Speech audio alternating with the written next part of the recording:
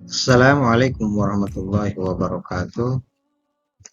Sebelum kita masuk pembelajaran, kita akan berdoa terlebih dahulu.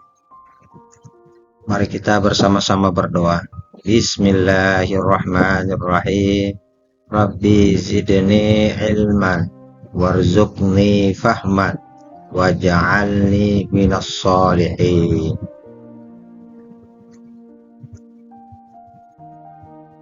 Ya Allah, tambahkanlah aku ilmu dan berilah aku kemampuan untuk memahaminya. Dan jadikanlah aku termasuk golongan orang-orang yang soleh.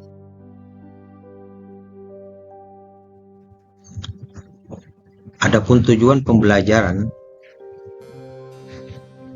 pada kali ini adalah yang pertama, peserta didik mampu menganalisis sifat mustahil dan jaiz bagi Allah Subhanahu wa Ta'ala.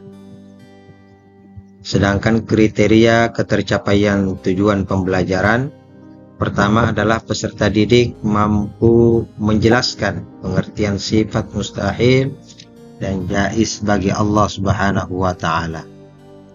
Dan yang kedua, peserta didik mampu menyebutkan sifat mustahil dan jaiz bagi Allah Subhanahu wa Ta'ala. Kemudian yang ketiga, peserta didik mampu menentukan dalil sifat mustahil dan jaiz bagi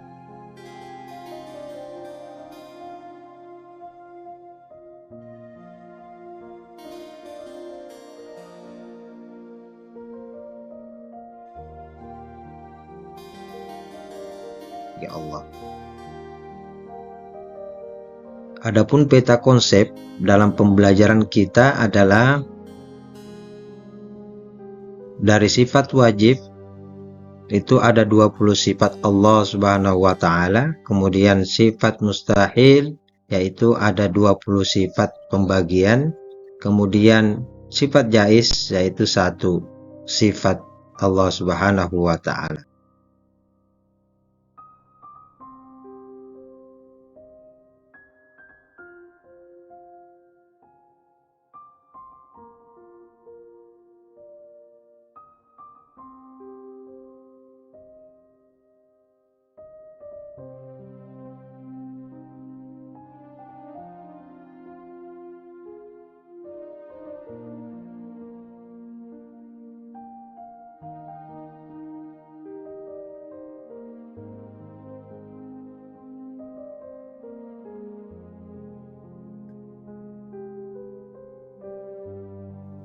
Pada pembelajaran kali ini, sebelum kita lanjut ke pembahasan berikutnya, terlebih dahulu kita akan melaksanakan satu asesmen yang dimaksud adalah asesmen awal atau diagnostik. Pertanyaan pertama adalah apa yang dimaksud sifat wajib bagi Allah. Kemudian yang kedua ada berapakah sifat-sifat wajib bagi Allah. Kemudian ketiga terbagi berapakah sifat wajib 20 dari sifat Allah. Kemudian apa yang dimaksud dengan sifat nafsiyah, salbiyah, ma'ani dan ma'nawiyah.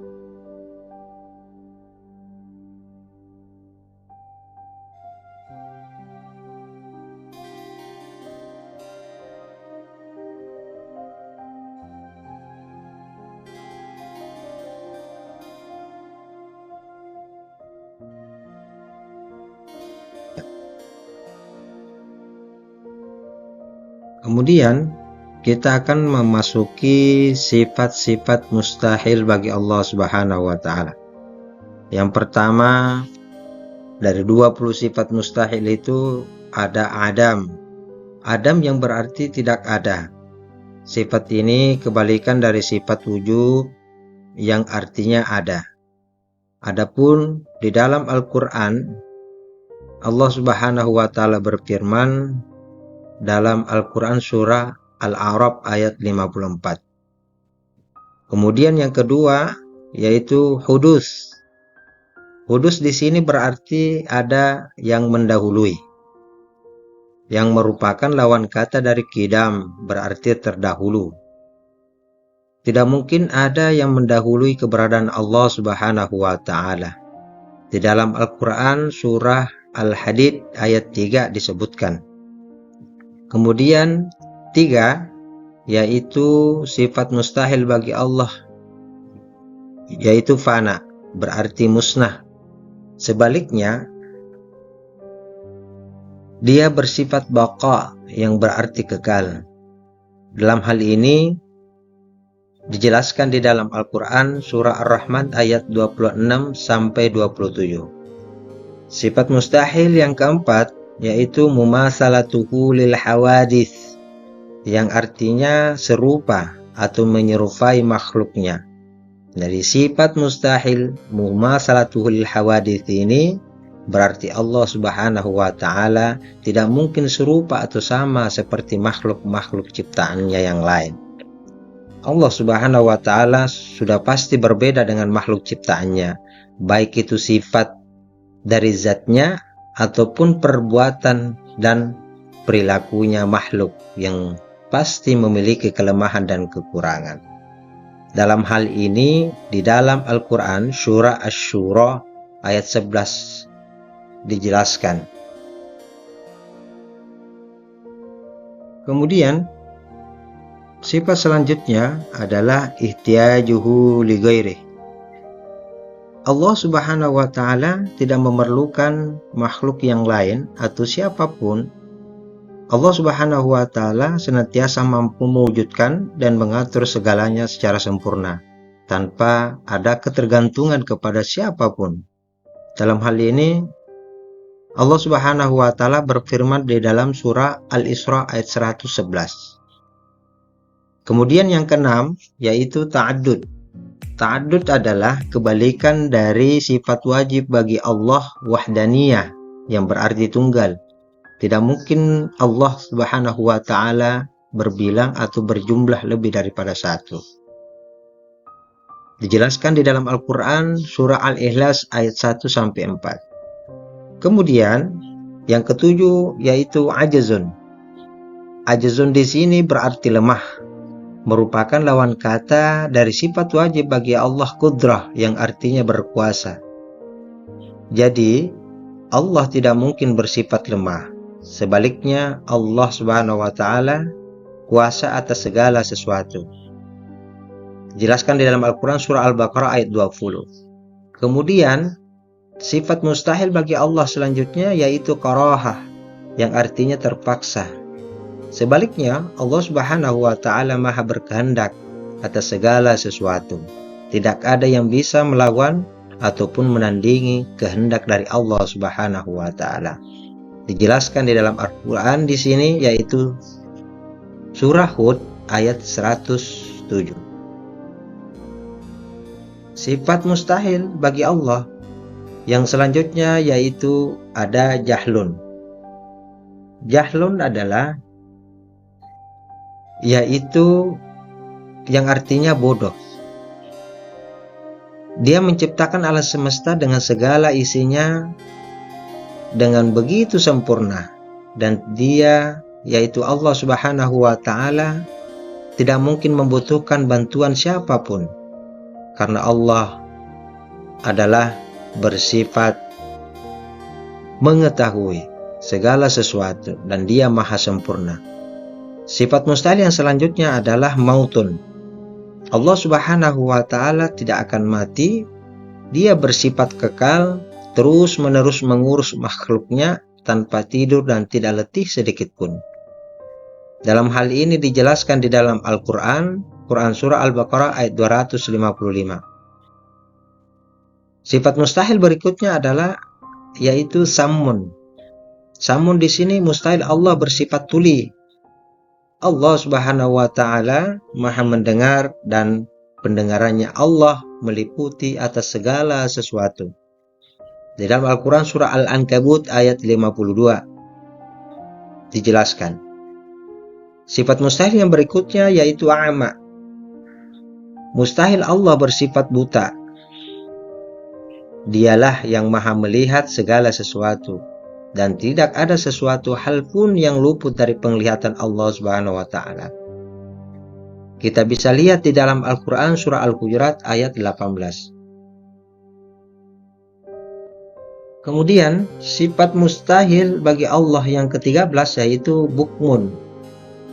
Allah Subhanahu wa taala tidak bisu, dan Allah berkata dan berfirman dengan segala kesempurnaannya.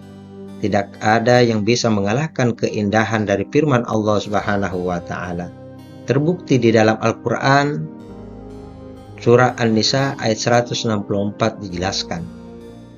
Sifat mustahil berikutnya adalah ajizan. Mustahil Allah bersifat lemah. Allah Subhanahu wa taala yang menciptakan alam semesta dan segala isinya. Dia maha kuasa atas semua hal. Quran surah Al-Baqarah ayat 109. Selanjutnya ada qarahan. Mustahil Allah bersifat terpaksa. Dia maha berkehendak atas segala sesuatu.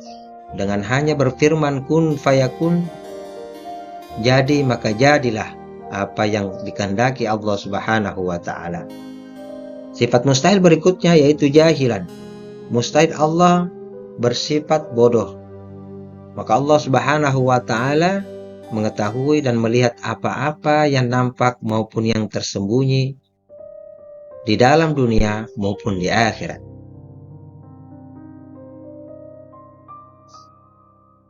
Yang sifat mustahil yang selanjutnya, yang ke-17 yaitu mayitan. Mayitan di sini Allah Subhanahu wa taala mustahil bersifat mati. Karena Allah bersifat kekal abadi dan tidak musnah. Karena selalu mengawasi hamba-hambanya dalam setiap keadaan dan setiap saat. Sifat mustahil yang berikutnya yaitu asamma. Mustahil Allah bersifat tuli.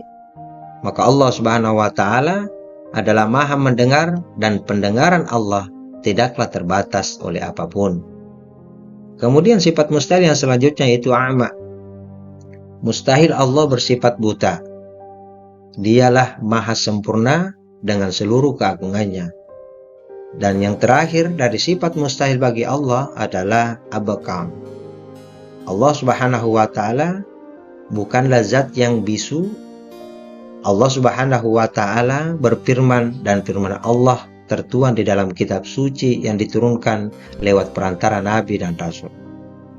Dijelaskan dalam Al-Qur'an surah An-Nisa ayat 164.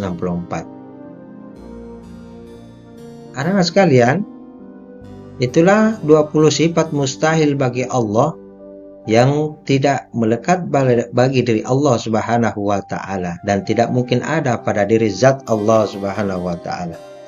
Selanjutnya, kita memasuki sifat jaiz bagi Allah. Dan sifat jaiz di sini adalah sifat yang mungkin atau boleh ada atau tidak, atau sifat yang mungkin boleh tidak ada pada zat Allah Subhanahu wa taala. Di dalam kalimat lain, sifat jaiz ini adalah sifat yang bisa melekat pada diri Allah dan bisa juga tidak melekat pada diri Allah Subhanahu wa taala. Sebab semua berdasarkan atas kehendaknya dan iradahnya. Sifatnya cuma ada satu, yaitu fi'lun kulli mumkinin aw tarkuhu. Allah tidak melakukan sesuatu hal dan dapat pula tidak melakukan sesuatu hal. Tidak ada kewajiban atasnya dan melakukan atau tidak melakukan sesuatu. Dan tidak ada pula paksaan kepadanya untuk melakukan atau tidak melakukan sesuatu. Maka kehendak sepenuhnya lah yang ada pada diri Allah Subhanahu wa taala. Demikian pelajaran kita kali ini, dan mari kita tutup bersama-sama pelajaran kita ini dengan kafaratul majelis. Subhanakallahumma wa bihamdik asyhadu an la ilaha illa anta wa astaghfiruka wa atubu ilaik. Dan kami akhiri. Assalamualaikum warahmatullahi wabarakatuh.